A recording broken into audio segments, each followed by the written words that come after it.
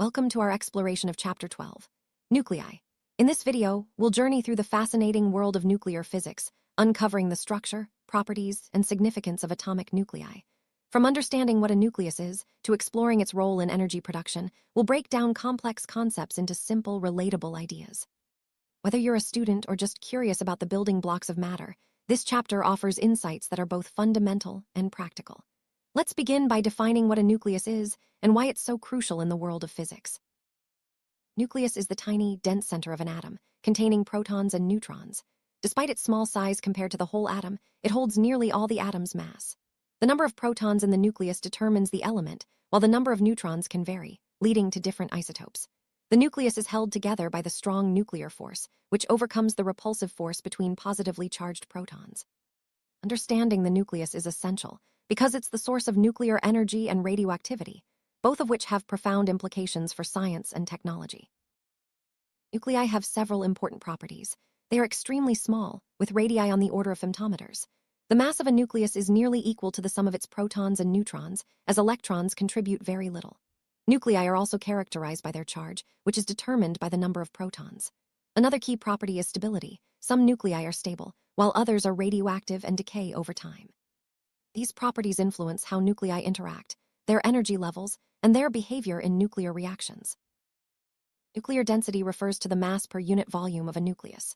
Unlike ordinary matter, nuclear density is incredibly high, reflecting how tightly packed protons and neutrons are within the nucleus.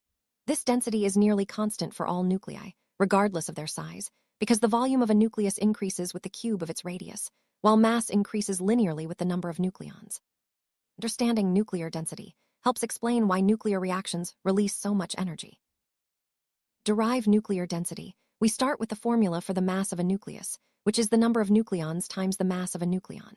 The volume of a nucleus is calculated using its radius, typically given by R equals R0 a 1/3, where R0 is a constant and A is the mass number. By dividing the mass by the volume, we find that nuclear density is nearly the same for all nuclei, about 2.3 x 1017 kg/m3. This remarkable density is what makes nuclear matter so unique. Nuclear binding energy is the energy required to separate all the nucleons in a nucleus. It's a measure of how tightly the nucleus is held together by the strong nuclear force. The higher the binding energy, the more stable the nucleus. This energy is released during nuclear reactions, such as fission and fusion, and is the source of the vast energy produced in nuclear power plants and stars. Binding energy of a nucleus can be calculated using the mass defect, which is the difference between the mass of the separated nucleons and the actual mass of the nucleus. This mass defect, when multiplied by the speed of light squared, E equals mc2, gives the binding energy. The binding energy per nucleon is found by dividing the total binding energy by the number of nucleons, providing a useful measure of nuclear stability. Binding energy per nucleon is a key concept in nuclear physics. It tells us how much energy, on average, is needed to remove a single nucleon from the nucleus. This value varies across different elements and isotopes, and it's highest for nuclei with mass numbers around 56, such as iron. This explains why both fission of heavy nuclei and fusion of light nuclei can release energy. The binding energy per nucleon varies with the mass number of the nucleus. For light nuclei, the binding energy per nucleon increases rapidly with mass number, reaching a peak at iron. Beyond this, for heavier nuclei, the binding energy per nucleon decreases. This pattern is crucial for understanding why energy is released in both nuclear fission and fusion processes. Nuclear fission is a process where a heavy nucleus splits into two lighter nuclei, releasing a large amount of energy. This process also emits neutrons, which can trigger further fission reactions in a chain reaction.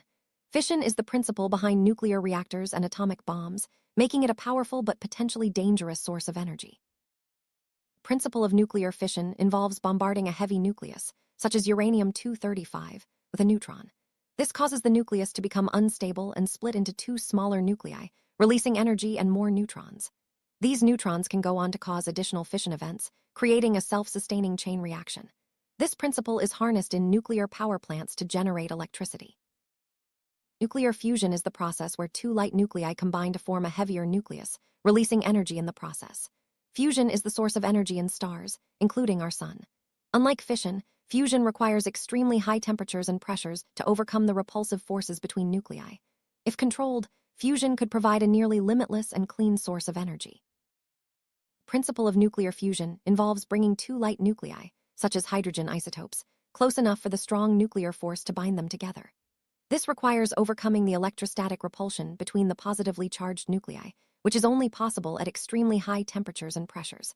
The resulting fusion releases enormous amounts of energy, as seen in the sun and hydrogen bombs. Fission and fusion are both nuclear processes that release energy, but they differ in important ways. Fission splits heavy nuclei, while fusion combines light nuclei.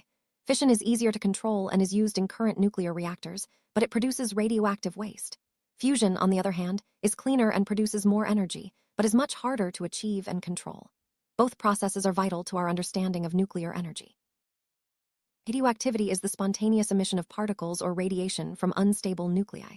This process transforms the nucleus into a more stable form, often changing the element in the process. Radioactivity can emit alpha particles, beta particles, or gamma rays, each with different properties and effects. It's a natural phenomenon that has important applications in medicine, industry, and research.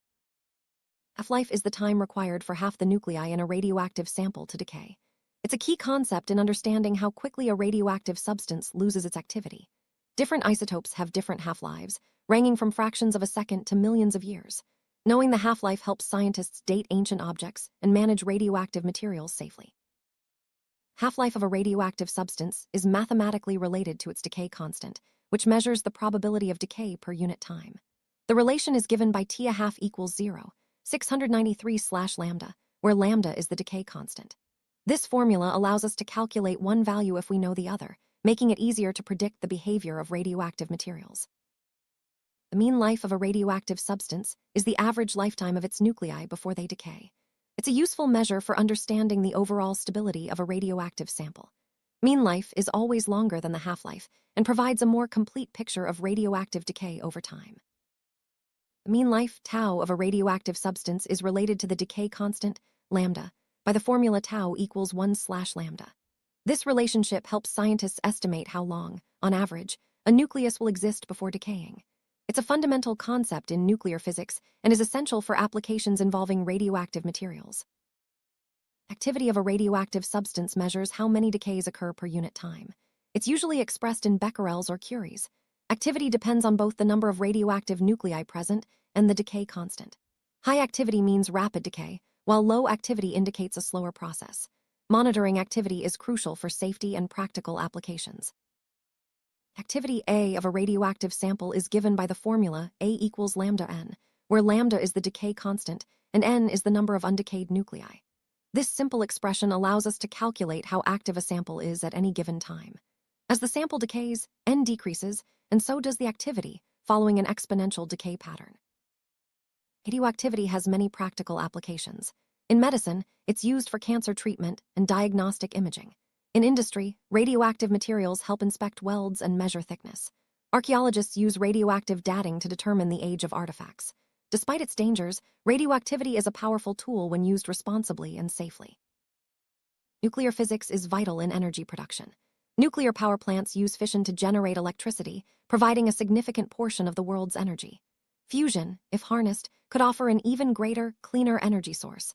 Understanding nuclear physics helps us develop safer, more efficient ways to meet our growing energy needs.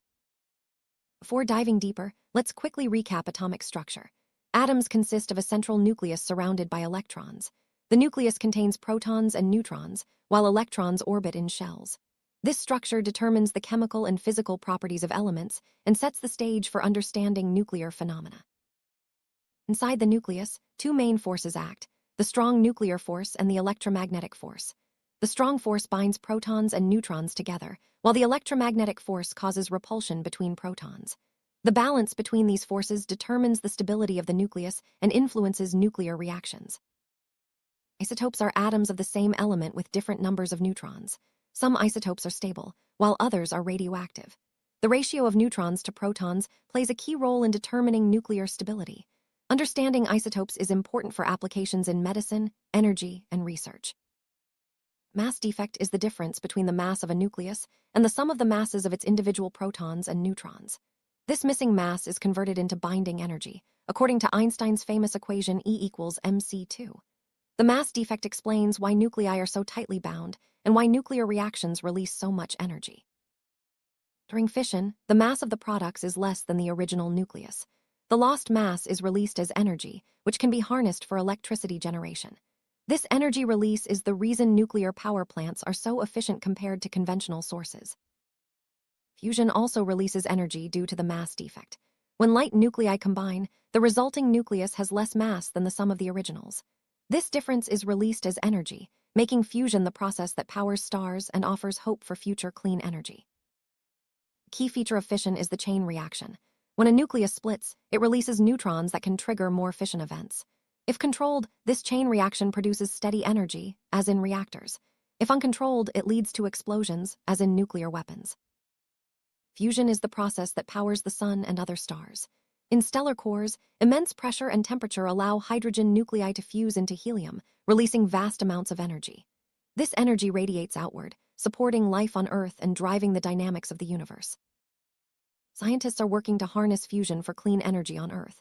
Projects like ITER aim to create conditions similar to stars, using magnetic confinement and high temperatures. While challenges remain, successful fusion could revolutionize energy production, offering a safe and abundant power source.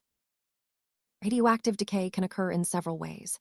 Alpha decay emits a helium nucleus, beta decay emits an electron or positron, and gamma decay releases high-energy photons. Each type of decay changes the nucleus in different ways, affecting the element and its properties. The law of radioactive decay states that the number of undecayed nuclei decreases exponentially over time. This predictable pattern allows scientists to model the decay process and estimate the age or remaining activity of a sample. The decay constant is central to this law. Radioactivity is measured using devices like Geiger counters and scintillation detectors. These instruments detect the particles or radiation emitted during decay, allowing scientists to quantify activity and ensure safety in environments where radioactive materials are present. Radioactive dating uses the known half-lives of isotopes to determine the age of rocks, fossils, and archaeological finds. By measuring the ratio of parent-to-daughter isotopes, scientists can estimate how long a sample has been decaying, providing valuable information about Earth's history. In medicine, radioactivity is used for both diagnosis and treatment. Radioisotopes help image organs, detect cancer, and treat tumors through targeted radiation therapy. These applications have revolutionized healthcare, making early detection and effective treatment possible. Industries use radioactivity for quality control, material testing, and process monitoring. Radioactive tracers help track the flow of materials, while radiation gauges measure thickness and density. These techniques improve efficiency and safety in manufacturing and engineering. Handling radioactive materials requires strict safety measures. Shielding, containment, and monitoring are essential to protect workers and the environment. Understanding the risks and following regulations ensures that radioactivity is used safely and responsibly. Nuclear power and medical uses generate radioactive waste that must be managed carefully.